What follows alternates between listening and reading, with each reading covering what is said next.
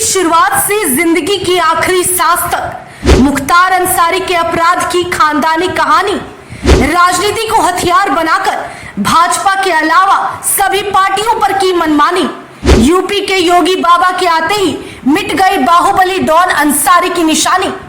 उत्तर प्रदेश के बांदा जेल में बंद माफिया डॉन मुख्तार अंसारी की कार्डियक अरेस्ट यानी कि हार्ट अटैक से मौत हो गई।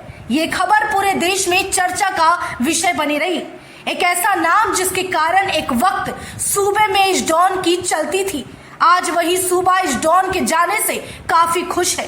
लेकिन जितनी आसानी से बाहुबली मुख्तार अंसारी इस दुनिया से चला गया, उतनी आसानी से और उतने सरल शब्दों में लिखे जाने वाली मुख्तार अंसारी की कहानी नहीं है, बल्कि मुख्तार अंसारी को समझने के लिए उसके उस पुराने पारिवारिक इतिहास को समझना होगा, जिसमें कई राज दफन है और कई कुकर्मों की प्रकाष्ठा लिखी हुई है। राजनीति में कदम रखने से डॉन मुख्तार अंसारी को एक ढाल मिल गई थी और वहीं से आगाज हुआ एक ऐसे शख्स का जिसका नाम ही खौफ फैलाने के लिए काफी हो गया। मुख्तार अंसारी का जन्म गाजीपुर जिला के मोहम्मदाबाद में हुआ था। उसके पिता का नाम सुभानुल्लाह अंसारी और मां का नाम बेगम राबिया था।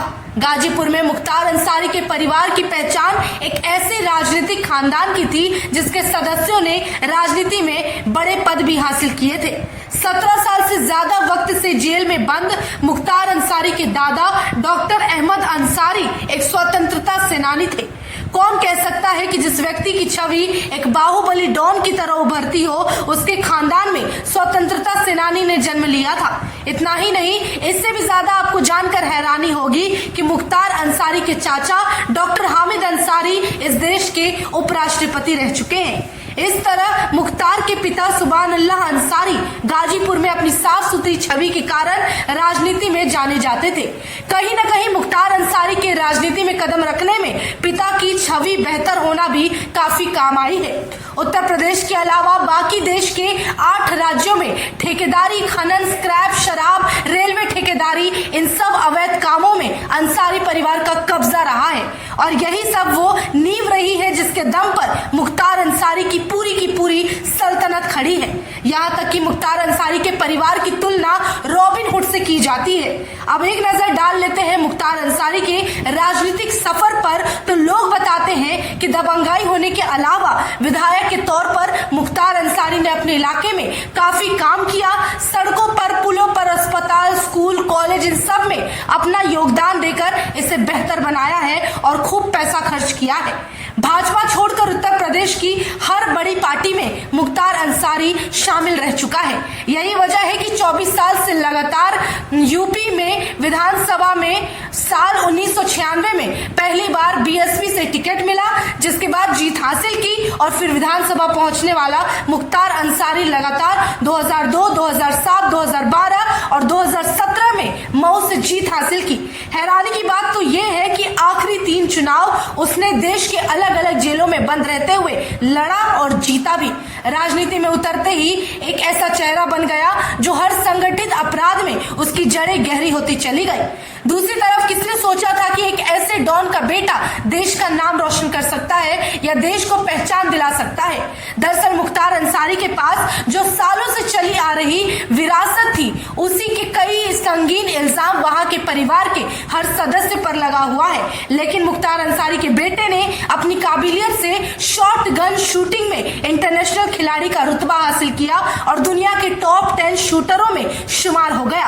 अब्बास अंसारी न सिर्फ नेशनल चैंपियन रह चुका, बल्कि दुनिया भर में कई पदक जीतकर नाम भी देश का ऊंचा किया। लेकिन अफसोस कि पिता के कर्मों से वो बच नहीं सका और मनी लॉन्ड्रिंग के मामले में उसकी भी गिरफ्तारी कर ली गई।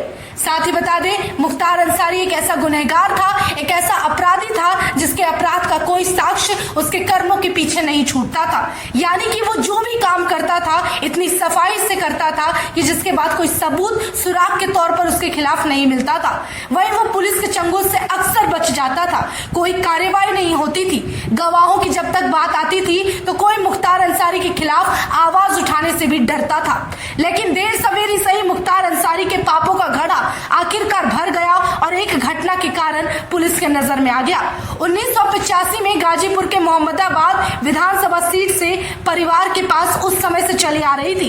गाजीपुर की मोहम्मदाबाद विधानसभा सीट साल 1985 से 17 सालों तक अंसारी परिवार के पास रही और 17 सालों बाद 2002 में विधानसभा चुनाव में बीजेपी के कृष्णानंद राय विधायक के तौर पर चुने गए। लेकिन अफसोस कि उन्हें उस जीत का भुगतान अपनी जान गंवा कर करना पड़ा। 3 साल के अंदर ही एमएलए चुने जाने वाले कृष्णानंद राय को 2005 में उनकी सरेआम हत्या कर दी गई। बताया जाता है कि कृष्णानंद राय एक कार्यक्रम से उद्घाटन करके लौट रहे थे, तभी बुलेट प्रूफ टाटा सुमो गाड़ी को चारों तरफ से घेर कर अंधाधुंध गोलियां चलाई गई और हमले के लिए ऐसी सड़क चुनी गई जहां से गाड़ी कहीं मुड़ नहीं सकती। उसके बाद कृष्णानंद राय के साथ जो कुल और 6 लोग थे, यानी कि इन 7 लोगों को तकरीबन AK-47 से 500 गोलियों से भून दिया गया। जानकारी में यह बात सामने आई कि मुख्तार अंसारी को सालों से विरासत में मिल रही वो विधानसभा सीट को गंवाने का गम था और हारने का दुख था। इस एक मामले ने मुख्तार अंसारी की दुनिया पलट दी और उस समय से वो पुलिस के निशाने पर आ गया।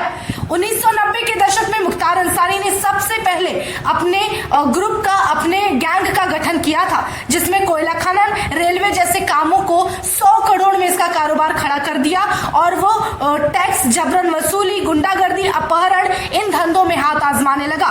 उसके बाद सिंडिकेट मऊ, गाजीपुर, बनारस और जौनपुर में एक्टिव रहने लगा। पूर्वांचल में उसके वक्त के 2 बड़े डॉन हुआ करते थे, जिनका गैंग था, एक ब्रिजेश सिंह, दूसरा मुख्तार अंसारी गैंग। दोनों एक दूसरे के दुश्मन बने हुए थे। कृष्णानंद राय की हत्या के कारण 2006 में एक प्रमुख गवाह शशिकांत की संदिग्ध हालत में मौत हो गई थी। अप्रैल 2023 में जाकर भाजपा नेता कृष्णानंद राय की हत्या के आरोप में मुख्तार अंसारी को 10 साल की सजा हुई और 13 मार्च 2024 को एक आम लाइसेंस के केस में अंसारी को उम्र कैद की सजा हो गई। मुख्तार अंसारी ऐसा नाम बना जिसके लिए कोई राजनीतिक पार्टी रिस्क नहीं लेना चाहता था, वहीं उस पर कार्रवाई भी नहीं हो पाती थी। लेकिन जैसे ही सीएम योगी ने उत्तर प्रदेश की कमान संभाली, उसके बाद से मुख्तार अंसारी का पूरा परिवार थर-थर कांपने लगा और सीएम योगी की काबिलियत रही कि एक ऐसे डॉन, ऐसे बाहुबली का खात्मा करने में वो कामयाब हुए जिसकी दहशत दूर दूर तक फैली हुई थी।